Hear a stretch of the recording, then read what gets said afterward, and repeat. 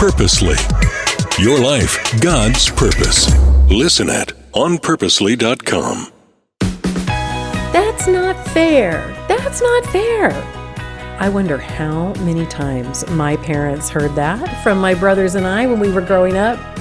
I'm the oldest sister and I have 2 younger brothers. And I can tell you that when I didn't think that things were fair, when I felt like one of my brothers was getting to do something that I wanted to do, but I didn't get to do it and they got to do it, or if they did something that made me mad, but my parents didn't punish them the way that I thought they should punish them, here it would come.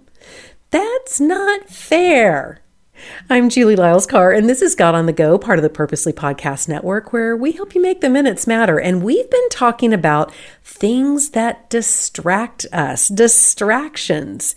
And today we're going to talk about when we get distracted by what we think is fair and unfair. Here's a pretty alarming fact. Guess what percentage of all car crashes are caused by being distracted?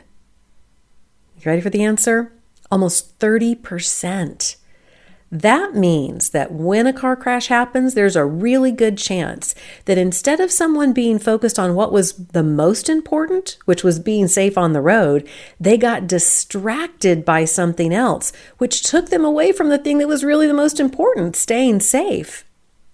It reminds me of a story that Jesus talked about, this whole idea of getting distracted by what we think isn't fair, instead of focusing on doing what's actually right. He told the story about a man who had 2 sons, and one of the sons decided he was kind of done with being with his family. He wanted to get the money that he was going to get as inheritance, which is the money that you get usually when someone passes away, when his dad would have passed away. But he wanted his inheritance early. And so his dad said, okay, I'll let you do that.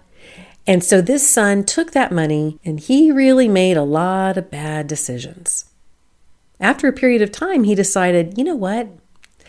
I am in such a bad situation. It would be even better for me to just go home and do whatever I need to do at my dad's businesses and at my dad's house instead of living like this.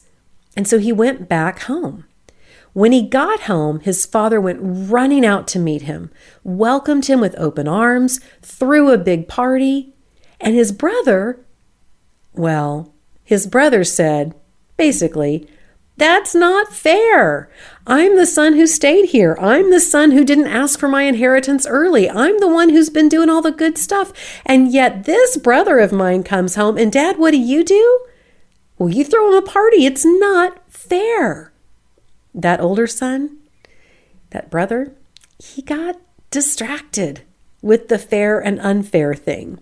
It says in Luke 15:31 and 32, my son, the father said, you are always with me and everything I have is yours. But we had to celebrate and be glad because this brother of yours was dead and is alive again. He was lost and is found.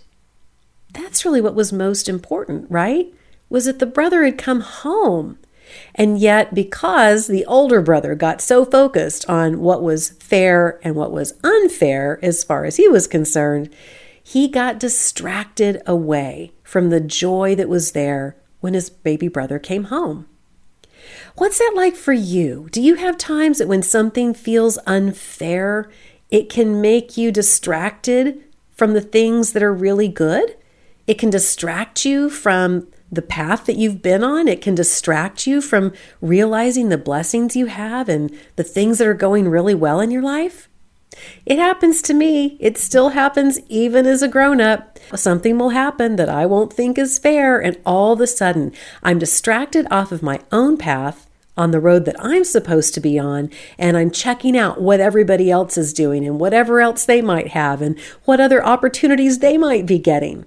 I get distracted by what's fair and what's unfair instead of keeping my eyes on the road that God has for me. Okay, so let's do this together this week. When you feel tempted to say that something is unfair, and I'm going to do the same, when I get tempted to think that something's unfair, let's put our eyes back on the road in front of us that God has for us.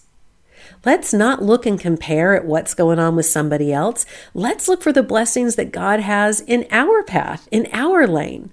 So this week, I hope you'll do it. I'm going to keep my eyes on my own lane. Text GO, G-O, to the number 89419, and we will text you trivia questions and discussion questions and the verse and all that great stuff so you can keep this conversation going. God on the Go is sponsored by our friends at George Fox University. At George Fox University, each student will be known personally, academically, and spiritually. I'll see you next time.